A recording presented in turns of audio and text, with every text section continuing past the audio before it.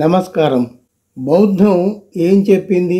ప్రపంచ మేధావులంతా బుద్ధుడి గురించి ఏమి అభిప్రాయం వెలిబుచ్చారు? అంబేద్కర్ అభిప్రాయాలు ఏమిటి? వీటి గురించి మాట్లాడుకుందాం.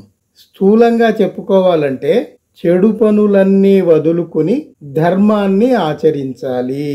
బౌద్ధం ఈ 3-4 విషయాలు ముఖ్యంగా చెప్తుంది. చెడు పనులన్నీ వదులుకుని ధర్మాన్ని ఆచరించాలి. ధర్మం అంటే ఇక్కడ మతం కాదు, న్యాయం. చెడు పనులన్నీ వదులుకుని న్యాయాన్ని ఆచరించాలి. న్యాయబద్ధంగా మనం ఉండాలి. మనసును పూర్తిగా ఆధీనంలో ఉంచుకుని నిర్మల హృదయులై ఉండటం తప్పనిసరి. మంచిని ప్రోత్సహిస్తూ ఉండాలి, జ్ఞానాన్ని పంచుతూ ఉండాలి.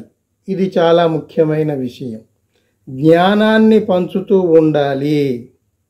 ఇది బౌద్ధం యొక్క సారాంశం. దీని మీద విస్తారంగా డాక్టర్ బాబాసాహెబ్ అంబేద్కర్ ఏమన్నారో ఒకసారి వినండి. ఖచ్చితంగా నా సామాజిక తత్వశాస్త్రం 3 అంశాలపై ఆధారపడి ఉంది: స్వేచ్ఛ, సమానత్వం, సౌభ్రాతృత్వం. నేను ఈ తత్వాన్ని ఫ్రెంచ్ విప్లవం నుండి తీసుకున్నానని ఎవరూ అపోహపడనక్కరలేదు.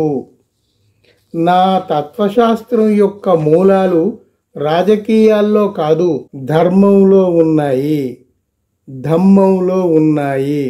ధమ్మం అంటే ఇక్కడ బౌద్ధ ధమ్మం.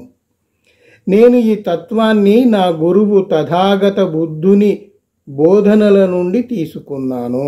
రాజకీయాలకు సంబంధించిన ఈ అంశాలు రాజ్యాంగంలో చేర్చబడినప్పటికీ వాటిని సామాజిక జీవితంలో అమలు చేయటం అత్యవసరం.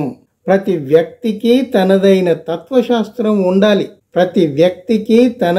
తత్వశాస్త్రం ఉండాలి. జీవితంలో తన ప్రవర్తనను అంచనా వేసుకోవటానికి ఒక ప్రమాణం ఉండాలి. ఎందుకంటే జీవితంలో జ్ఞానం, వినయం, మంచి ప్రవర్తన చాలా చాలా ముఖ్యమైనవి. డాక్టర్ బిఆర్ అంబేద్కర్ ఇంకా ఏమంటారో వినండి. మనిషి కేవలం కడుపు నింపుకోవటానికే జీవించడు. అతనికి ఒక మనసు ఉంది. మనసులోని ఆలోచనలకు కూడా పోషణ అవసరం. ధర్మం అంటే ధమ్మం మనిషి మనసులో కొత్త ఆశలు సృష్టిస్తుంది. సంతోషకరమైన, సద్గుణవంతమైన జీవితం జీవించమని ప్రేరేపిస్తుంది. కొందరికి ధర్మం కంటే రాజకీయాలపైనే ఎక్కువ ఆసక్తి ఉంటుందని నాకు తెలుసు. కానీ నాకు మాత్రం రాజకీయాల కంటే ధర్మంపైనే ఎక్కువ ఆసక్తి ఉంది. మనం ఇప్పుడు ఈ కాలం అనే సంకుచితమైన ఆలోచనను వదిలేసి ఇతర వర్గాలతో కలిసిపోయి అందరి సహకారం తీసుకుంటూ మన సమాజాభివృద్ధికి, దేశాభివృద్ధికి పాటుపడుతూ ఉండాలి. మిఠాయిలు దొరికితే కొందరు ఎవ్వరికీ ఇవ్వకుండా దాచుకుని వారే తింటూ ఉంటారు. కానీ నేను ఈ అమూల్యమైన బౌద్ధ ధర్మాన్ని, మాధుర్యాన్ని అందరికీ పంచాను. ఇక జీవితాంతం బౌద్ధ ప్రచారానికే నా జీవితాన్ని అంకితం చేస్తాను. ప్రతి ఇంటికి ప్రేమ, కరుణ, స్నేహ సందేశాన్ని అందిస్తాను. భగవాన్ బుద్ధుని మార్గం నాకు చాలా ఇష్టం. ఎందుకంటే అందులో మరెక్కడా లేని జ్ఞానం, కరుణ, సమానత్వం అనే 3 సూత్రాలు ఉన్నాయి. ఇవి జీవితానికి అవసరమైన తర్కం, వివేకం, విజ్ఞానాలను అందిస్తాయి. బుద్ధుని బోధనలు మాత్రమే ప్రపంచ మానవ సమాజాన్ని అధోగతి నుండి రక్షించగలవు. నా జీవితంలో నిజమైన పని ధర్మ ప్రచారంతో ప్రారంభమవుతూ ఉంది. ఈ అభిప్రాయం వెలిబుచ్చిన వారు డాక్టర్ బిఆర్ అంబేద్కర్.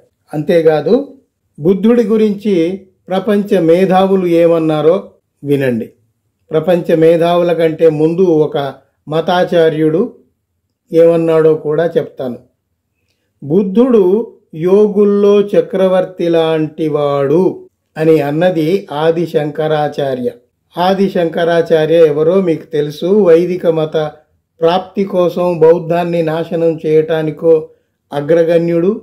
కానీ ఆ బౌద్ధ ప్రభావానికి లొంగిపోయి బుద్ధుణ్ణే తమ దశావతారాల్లో కలుపుకొని చివరకు ఆ బుద్ధుణ్ణి కీర్తించక తప్పలేదు. అందుకే ఏమన్నాడు, బుద్ధుడు యోగుల్లో చక్రవర్తి లాంటి వాడు అన్నాడు ఆది శంకరాచార్య. సరే, ఆయన మాటలు పక్కన పెడితే ఆధునిక కాలానికి వచ్చి ప్రతిభావంతులైన మేధావులు ఏమన్నారో చూద్దాం. కార్ల్ మార్క్స్ ఏమన్నాడో వినండి. దాస్య విమోచన గురించి, దుఃఖ నిరోధం గురించి, సమాజం గురించి బోధించి మూఢనమ్మకాలకు తావు లేకుండా మనిషిని మానవతా విలువల వైపు నడిపించే బౌద్ధం అన్ని మతాల కంటే ఉన్నతమైంది అన్నాడు కార్ల్ మార్క్స్. ప్రపంచ శాస్త్రవేత్తలలోనే అగ్రగణ్యుడైన ఆల్బర్ట్ ఐన్స్టీన్ ఏమన్నాడో కూడా వినండి. ఈ భూమి మీద ఆచరణలో ఉన్న మతాలన్నింటిలోనూ శాస్త్రీయ జ్ఞానానికి అనుగుణంగా బోధనలు చేసింది బౌద్ధమే. శాస్త్రీయ జ్ఞానానికి అనుగుణంగా బోధనలు చేసింది బౌద్ధమే. ఆధునిక శాస్త్రీయ అవసరాలకు సరిపోయే మతం ఏదైనా ఉందంటే అది బౌద్ధమే అవుతుంది అన్నారు విశ్వవిఖ్యాత శాస్త్రవేత్త ఆల్బర్ట్ ఐన్స్టీన్. ఇక మన విశ్వకవి రవీంద్రనాథ్ ఠాగూర్ ఒక చిన్న మాటలోనే చెప్పేశాడు. ఏమన్నాడో చూడండి. ఈ ప్రపంచంలో ఇప్పటి వరకు పుట్టిన వారి అందరిలో మహోన్నతుడు బుద్ధుడు. ఈ ప్రపంచంలో ఇప్పటి వరకు పుట్టిన వారందరిలో మహోన్నతుడు బుద్ధుడు అన్నాడు విశ్వకవి రవీంద్రనాథ్ ఠాగూర్. ప్రపంచ మేధావి బెర్ట్రాండ్ రస్సెల్ ఏమన్నాడు చూడండి. శీలం, ప్రజ్ఞ వంటి విషయాల్లో బుద్ధుడు క్రీస్తును మించిపోయాడు. శీలం, ప్రజ్ఞ వంటి విషయాల్లో బుద్ధుడు క్రీస్తునే మించిపోయాడు అన్నాడు బెర్ట్రాండ్ రస్సెల్. చివరికి మళ్ళీ అంబేద్కర్ చిన్న మాటతో ముగిస్తాను. యేసుక్రీస్తు బోధనలలో 100% బౌద్ధం నుండి స్వీకరించినవే. ఆధునిక ప్రపంచానికి సరిపోయే మతం బౌద్ధమే. ప్రపంచాన్ని రక్షించగల శక్తి ఒక్క బౌద్ధానికి మాత్రమే ఉంది. సంస్కర్తలందరిలోనూ అత్యుత్తముడు గౌతమ బుద్ధుడు. బుద్ధుడే నా గురువు అని ప్రకటించుకున్నారు డాక్టర్ బిఆర్ అంబేద్కర్. నేను చెప్పిన ఈ విషయాల గురించి మీరు కూడా ఆలోచించండి. అందులో మంచి ఏమైనా ఉంటే మీరు ఇతరులకు పంచండి. బౌద్ధం యొక్క మూల సూత్రమే అది. జ్ఞానం ఎక్కడుంటే అక్కడ తీసుకొని ఆ జ్ఞానాన్ని అందరికీ పంచండి అని బౌద్ధం చెప్పింది. అదే నేను మీకు ఇప్పుడు గుర్తు చేశాను. ఇప్పటికి ఇంతే. మరోసారి మరో విషయంతో మాట్లాడుకుందాం. సెలవు.